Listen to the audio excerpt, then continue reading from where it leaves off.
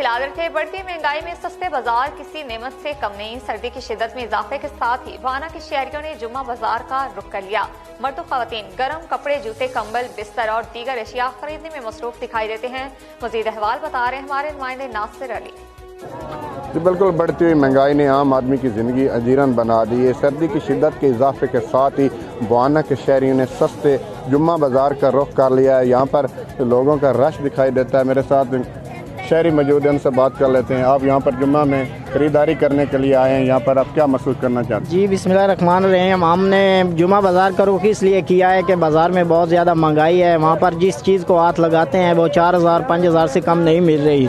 तो जो आदमी 500-700 रुपया कमाने वाला है वो बाज़ार में क्या करने जाए, वो इसलिए जुमे बाज़ार का रुख करता है। यहाँ से थोड़ी सी महंगाई कम है। जब ये मौसम ख़राब हुआ है, 2-3 दिन हुए, यहाँ के जुमे बाज़ार का रेट भी थोड़ा सा गर्म है। तो यहाँ पर इसलिए आते हैं। यहाँ कंबल मिलते हैं, रज़ाइयाँ मिलती हैं, सूट मिलते हैं, जूते मिलते हैं, सब्ज़ी वगैरह कुछ ना कुछ वो बाज़ार के रेट से ये कम मिल रहा है।